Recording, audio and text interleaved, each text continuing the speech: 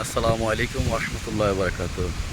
আশা করি সবাই আল্লাহর খাস রহমতে ভালো আছেন, সুস্থ আছেন।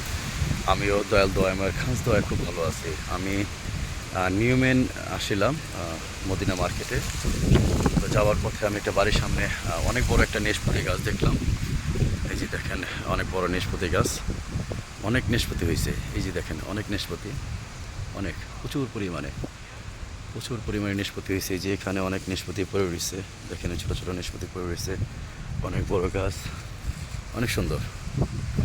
আমি পূর্বের ভিডিওতে চেরি ফলের গাছ দেখাইছি, তার পূর্বের ভিডিওতে আমি অ্যাপেলের গাছ দেখাইছি। তো এটা নিষ্পত্তি গাছ, দেখেন অনেক সুন্দর নিষ্পত্তি হয়ে রয়েছে। এখানে গাছ দুইটা, এখানে যে আরেকটা গাছ আছে, এই যে এখানে অনেক নিষ্পত্তি, এই যে আরেকটা গাছ আছে। অনেক সুন্দর এরিয়া, খুব সুন্দর প্লেস। এই যে দেখেন, এই যে এখানে আরও হয়ে রয়েছে, এই যে অনেক সুন্দর, এগুলো বড় হবে, পাকবে। তো আজকের ওয়েদারটাও ভালো। গত 3 দিন বৃষ্টি ছিল প্রচুর পরিমাণে, বাসাতে তেমন একটা বাড়িতে পারি নাই, বাসায় ছিলাম। তো আজকে বৃষ্টিটা কম, ওয়েদারটা ভালো, প্রচণ্ড রোদ, পাশাপাশি বাতাস আছে, খুব ভালো লাগতেছে।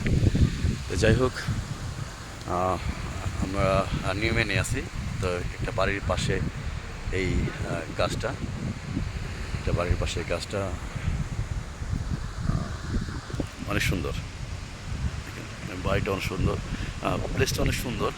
দুইটা গাছ এখানে, ইচ্ছা করলে আড্ডা পায়রা খেতে পারবেন, কেউ কিছু জিজ্ঞেস করবে না, কেউ কিছু জিজ্ঞেস করবে না। আগে কিন্তু মানুষ গাছের তো পায়রা তেমন একটা খায় না, তারা কিনা খায় বেশি।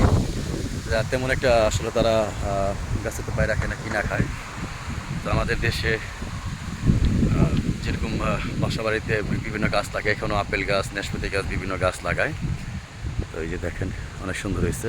যা সবাই সুস্থ থাকবেন, ভালো থাকবেন। এরপরে আমি ভালো কোনো গাছ বা ভালো কোনো পরিবেশ পাই, আমি আপনাদের ভিডিও করে দেখাবো, জানাবো।